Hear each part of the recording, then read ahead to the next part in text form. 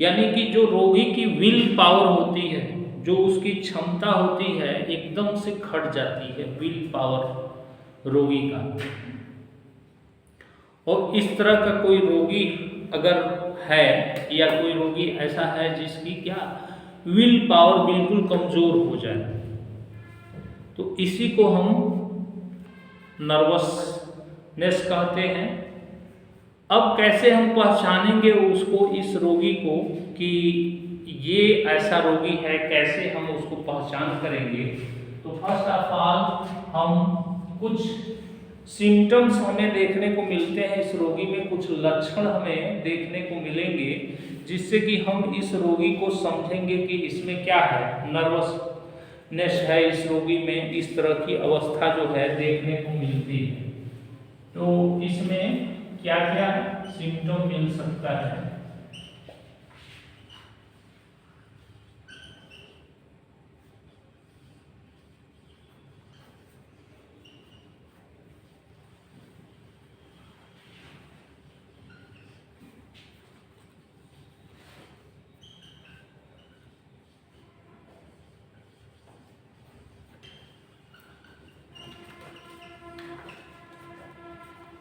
तो इसमें मुख्य रूप से लक्षण क्या क्या हमें देखने को मिलेगा कि रोगी जो है एकदम से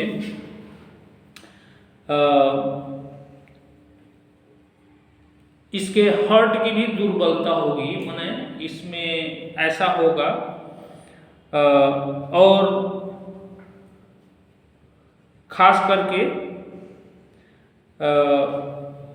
नर्वस सिस्टम संबंधी लक्षण और कार्डियोवैस्कुलर संबंधी लक्षण, यानी कि थोड़ा सा बोल देने पर इसको जो है ट्रैकीकार्डिया हो जाता है, मतलब घबराहट जैसी इसको स्थिति हो जाती है। और इसको डाइजेस्टिव सिस्टम का भी डिसऑर्डर होता है इसमें, यानी कि रोगी जो है, रोगी में मुख्य जो लक्षण होता है कि घबराहट होती है, ठीक, घबराहट, पल्पिटेशन,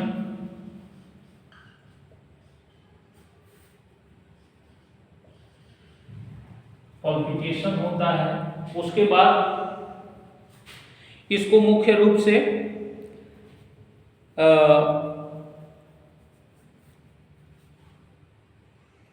विल पावर इसकी बहुत कमजोर होती है, यानी कि इसकी जो विल पावर होती है, जो विल पावर आदमी की आत्मशक्ति होती है, जो विल पावर होती है, वो भी इसकी कमजोर होती है, विल पावर। और इसमें जो है रोगी रोग के बारे में नहीं बता पाता है, और डाइजेस्टिव सिस्टम जो है वीक होता है इसका, डाइजेस्टिव वीकनेस, फियर, भय होता है, बोलने में असमर्थता होती है, अपनी बात को कह नहीं पाता है, कोई बात जो है कह नहीं पाता है, फियर ऑफ स्पीक, जैसे देखते होगे कि किसी को अगर स्टेज पे चढ़ाया जाता है, कोई स्टेज पे आता है बोलने के लिए, तो क्या होता है कि डर जाता है, कि नर्वस हो जाता है कि हम क्या बोल पाएंगे, कैसे बोल पाएंगे। स्टेज पे भी डर लगता है लोगों को, काफ़ी लोगों को लगता है कि हम क्या बोलेंगे। या 10 आदमी के बीच में अगर वो बैठ जाता है तो उसको डर सा माहौल लगता है।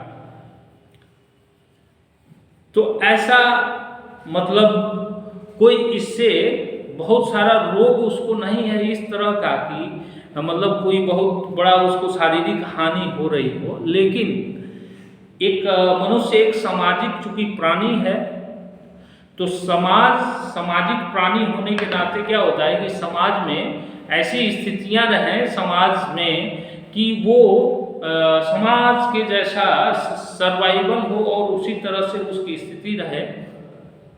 लेकिन कुछ लोगों में ऐसा दिखता है कि थोड़ा सा एबनॉर्मल कंडीशन है उनकी, हम महसूस कर सकते हैं कि उनको शर्म भी आती है, यानी कि लोगों के सामने भी जल्दी नहीं जाते हैं, या कहीं बोलने के लिए कहा जाए तो भी नहीं बोल पाते हैं। कोई बात उनसे पूछा जाए तो बात जो है, जैसे पेशेंट ही है तो पेशेंट को क्या होगा कि वो अपना रोग बता नहीं पाएगा, रोग बताने में असमर्थता होगी, या उसको घबराहट जैसी स्थिति आ जाएगी, या कोई अचानक से ऐसी बात हो जाए तो उसको घबराहट जैसी स्थिति मिलने लगती है। और इसमें जो है वीकनेस, कमजोरी भी होती है, इस रोगी में वीकनेस, कमजोरी, वीकनेस, कमजोरी भी होती है। अब मुख्य रूप से क्या, कैसे है और क्या डिसऑर्डर है, कैसे इसको ठीक करेंगे इलेक्ट्रोपैथी में, ये हम जानेंगे कि इलेक्ट्रोपैथी द्वारा कैसे इसको हम ठीक कर सकते हैं। तो फर्स्ट ऑफ ऑल, और इसमें कभी कभी ये स्टूपर टाइप स्थिति होती है, और इसमें कभी स्टूपर जैसे मूर्ख टाइप की स्थिति इसकी दिखती है हमें कि थोड़ा सा मूर्ख टाइप है या नहीं। और थायराइड ग्लैंड जो है कभी कभी बढ़ा होता है इस रोगी का, ये घेघा टाइप थायराइड ग्लैंड। अब इसमें जो है मुख्य रूप से क्या इन्वॉल्व हो रहा है कि नर्वस सिस्टम है, नर्वस सिस्टम प्राथमिक अंग जो है, फर्स्ट ऑर्गन्स जो है नर्वस सिस्टम है, लेकिन इसमें जो कारण है एक्सटर्नल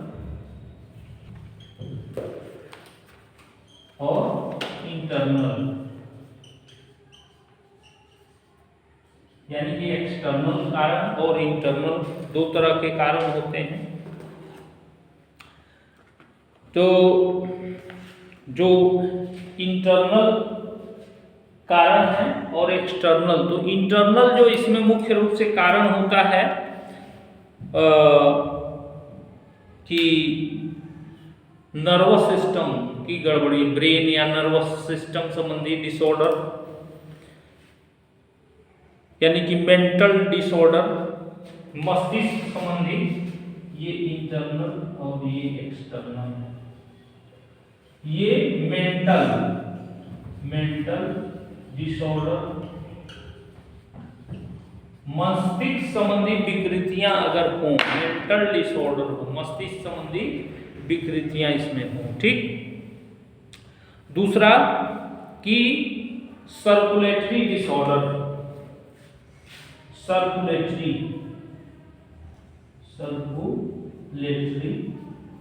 डिसऑर्डर, ठीक। सर्कुलेटरी डिसऑर्डर में ये आंतरिक कारण है। उसके बाद इंडोक्राइन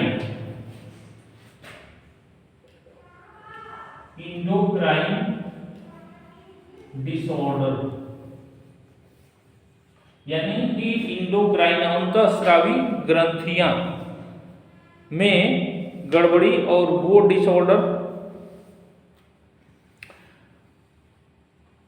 तो ये सब तमाम डिसऑर्डर हैं। उसके बाद जो अन्य डिसऑर्डर है एक्सटर्नल कारण, कई बार टॉक्सिक ड्रग का प्रभाव उसके नर्वस सिस्टम पे पड़ जाता है, तंत्रिका तंत्र पे प्रभाव डाल जाता है। तो टॉक्सिकेशन जो है वो ये प्रभाव देता है।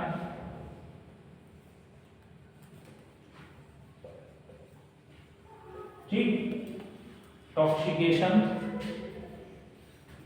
ये प्रभाव डाल देता है।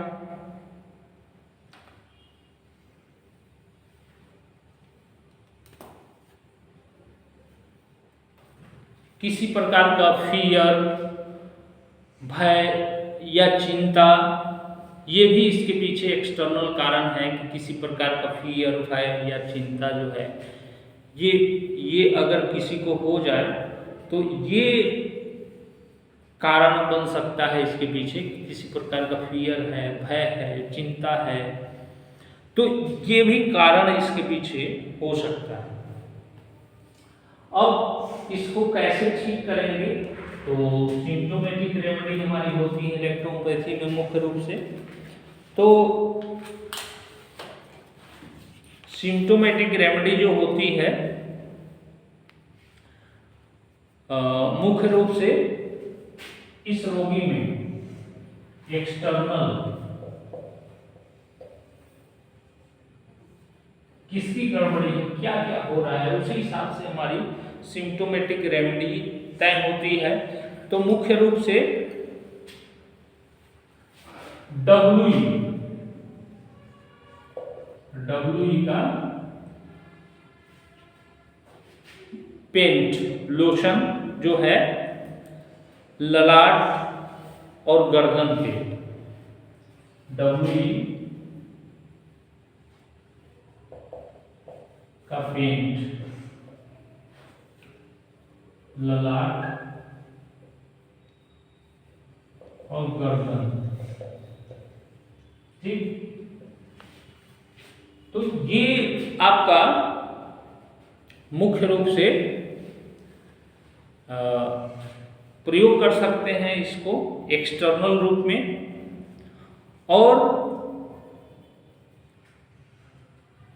पिलाने के लिए इसको मुख्य रूप से जो इंटरनल में हम दे सकते हैं तो डब्ल्यू और आर ई हो सकते हैं, डब्ल्यू और आर ई मुख्य रूप से इसको होता है,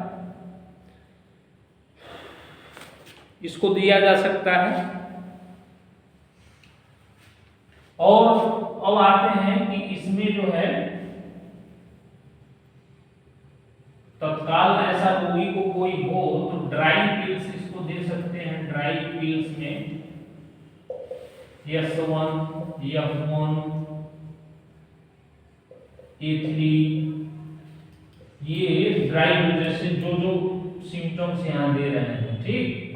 तो S1 A3 पल्पिटेशन अगर हो रहा हो तो वीकनेस कमजोरी हो रही तो S1 F1 हम इसमें ड्राई पिल्स में दे सकते हैं कि ये ड्राई पिल्स हो सकती है। It is a part of the management, ये मैनेजमेंट का पार्ट है कि इसको तत्काल मैनेजमेंट हम कर सकते हैं। अब इसमें आते हैं तो हमारी दवाई मुख्य रूप से क्या क्या हो सकती है, तो S1 F1 और S1 F1 हो सकती है। और जिस तरह का डिसऑर्डर है, मान लो मेंटल डिसऑर्डर है, कोई इस तरह की स्थितियां हैं, या सर्कुलेटरी डिसऑर्डर है, या इंडोक्राइन डिसऑर्डर है, तो उस हिसाब से और ऑर्गेनिक दवाइयां मुख्य रूप से S1 F1 और C1, महिला हो तो C1 दे सकते हैं, ठीक। तो ये मुख्य रूप से उसको दिया जा सकता है कि आप उसको चला सकते हैं S1 और F1 और C1 ये D5 में या D6 में इसको देंगे और इसको चलाएंगे। तो इससे जो है उसके अंदर जो ऐसी स्थितियां बन रही हैं जो कि नर्वसनेस जो आ रही है, इसको ठीक किया जा सकता है। और वो जैसे एबनॉर्मल फील कर रहा है समाज में, वो एबनॉर्मलिटी उसके अंदर नहीं रहेगी। वो लोगों से बातचीत करने में, लोगों से मिलने जुलने में, या स्टेज पे बोलने में, या कहीं भी ऐसी स्थिति अगर आती है तो वो धीरे धीरे अगर गड़बड़ हो रहा है तो धीरे धीरे उसको वो ठीक होने लगेगा, ऐसी स्थिति उसके अंदर नहीं रहेगी। बाकी अगर डाइजेस्टिव डिसऑर्डर है तो हमारा यहाँ पे यस्टेन जुड़ सकता है कि यस्टेन जो है ये डाइजेस्टिव वीकनेस अगर हो तो यस्टेन और डब्ल्यू दे सकते हैं। डाइजेस्टिव डिसऑर्डर में अगर खाना वाना नहीं पच रहा है, एब्जॉर्प्शन नहीं हो रहा है, वीकनेस है, ठीक, तो उस हिसाब से हम दवाइयों को ऐड कर सकते हैं कि जो कारण है उस हिसाब से हम इस दवाइयों को दे सकते हैं मुख्य रूप से। लेकिन ये मैनेजमेंट और ट्रीटमेंट का पार्ट होता है इलेक्ट्रोपैथी में कि किस कारण से उसको हो रहा है और किस तरीके से है, तो हम औषधियों को उसी हिसाब से इसको चला सकते हैं और ये रोगी जो है बिल्कुल ठीक हो सकता है। कोई ऐसा रोगी या कोई ऐसा सिम्टम्स या कोई ऐसा एबनॉर्मल आपके या परिवार में या कहीं भी कोई ऐसा दिखे तो आप उसको दवाई चलाएंगे, बिल्कुल ठीक हो सकता है ऐसा रोगी। तो इस तरह से ये नर्वसनेस किसी को हो रहा है तो ये ठीक किया जा सकता है।